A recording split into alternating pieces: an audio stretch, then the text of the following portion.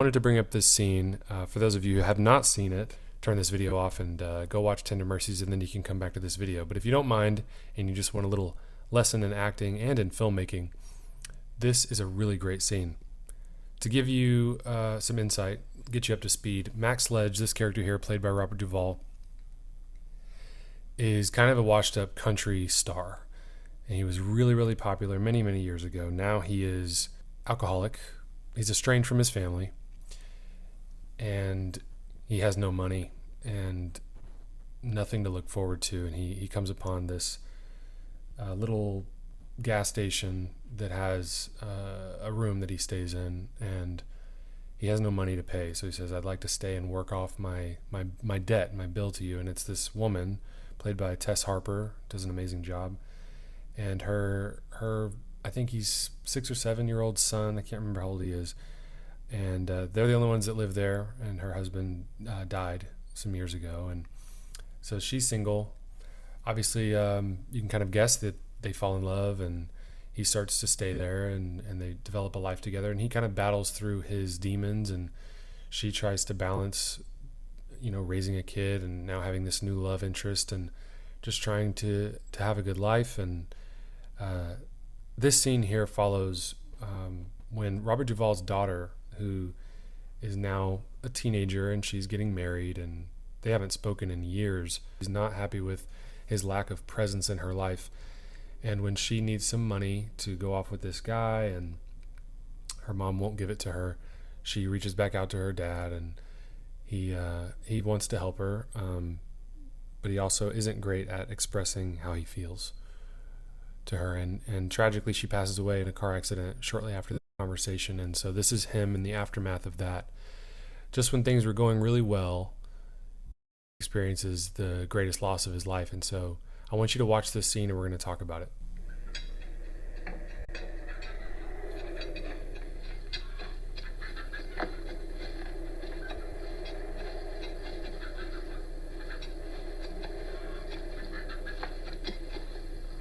Mac? You okay?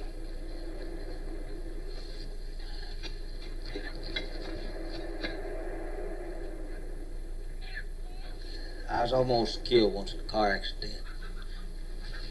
I was drunk. I ran on the side of the road and I turned over 4 times.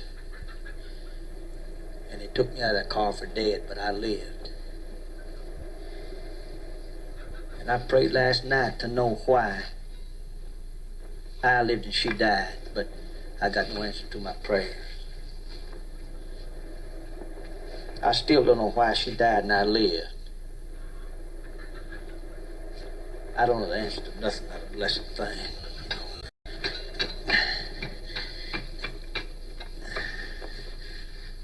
I don't know why I wandered out to this part of Texas drunk and you took me in and pitied me and helped me to straighten out, marry me. Why? Why did that happen? Is there a reason that happened? And Sonny's daddy died in the war.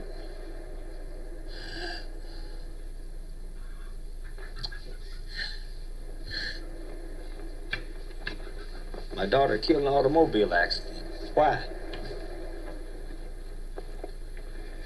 You see, I don't trust happiness.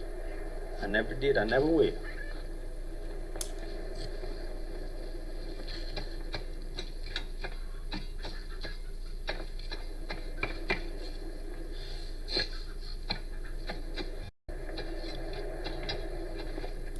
There's a couple things I want to talk about with this scene. This is an actor, obviously trained by Sanford Meisner, for those of you that don't know. So he was taught some of the same things a lot of you have learned from me and that I learned, always trying to get the actor to be truthful. And in this scene here, you can feel through the behavior and through the emotion and just through what is going on in this scene. It's a very truthful, grounded, and real scene. We'll first start talking about the performance, and then I'll talk about the filmmaking aspect too, just as someone who directs movies and stuff. Insight is into this scene, but first, you can sense the fact that there is so much meaning packed into the loss that he experienced. Obviously, he's expressing himself and saying he doesn't know why these things happened, why he didn't die, why he lived, and why his daughter did die and she was so young, and why, right? And he's looking for answers. And of course, we all experience this feeling in life of why do these things happen? And we don't often know why. And the fact that he doesn't trust happiness is kind of this a little bit scary place that he's entering, because Tess Harper, his new wife, is saying, oh no, what are we going to do if Mac is not feeling good, and she wants to, support him and everything, and he's really going through it.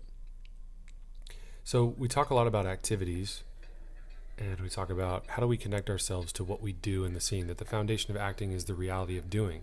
Therefore, you have to be connected to the meaning of what you do.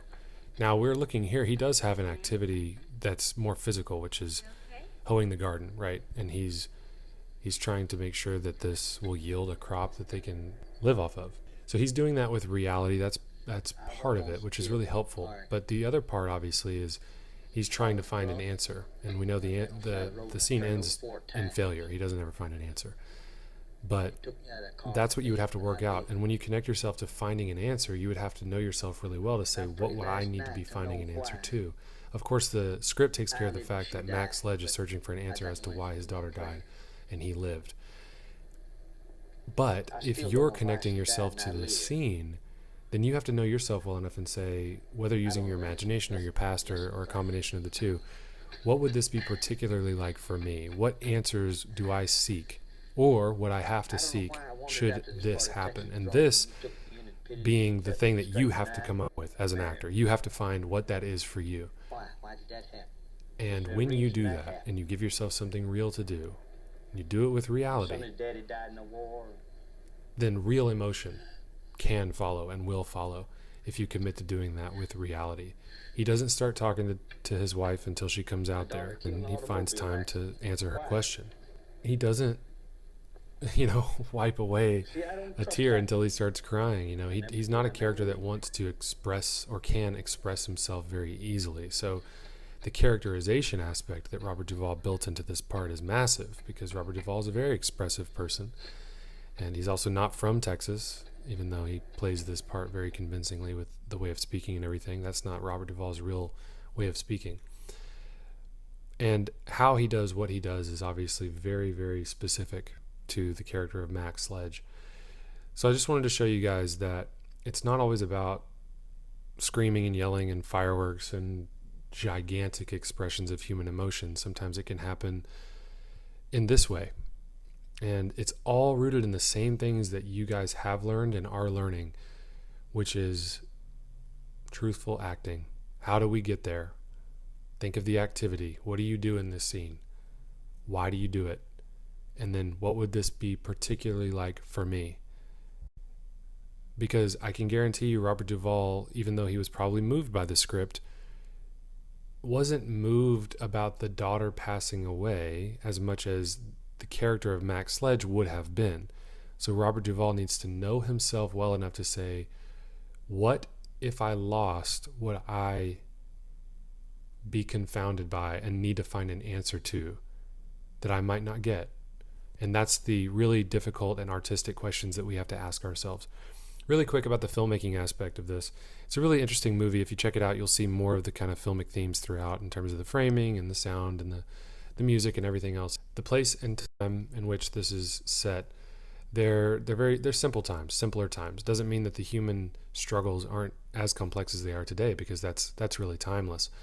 But I just love the use of one shot in this, that there's just slight dolly movement as we get closer to the truth of what this guy is experiencing and feeling. There's no close up, there's no medium shot, there's no over the shoulder back and forth. What I like about this framing is that Max Sledge doesn't want to be bothered, and she is asking how he's doing, but she knows to kind of keep her distance. And you'll see if you watch the movie, he has a few moments of outburst, and he drives away and he doesn't know if he's going to come back. And so he can be pretty emotional in a different way. He kind of runs from his problems, but he doesn't want to be bombarded. And so the camera does a great job of being merciful to this guy, being tender to this guy, by not just rushing up on him. And I think that is an extension of the character and the story itself. And you can see how artistically it goes into the design plot, or the lens plot, or the frame plot of of how are we going to shoot this thing that will also support and elevate the story. So just a little filmmaking insight too. Again, that's just my interpretation. You guys can have your own interpretation, those of you that are interested in the filmmaking aspect of things. Again, this was Tender Mercies, released in 1983, written by Horton Foote, directed by Bruce Beresford, starring Robert Duvall and Tess Harper. Thanks so much for listening.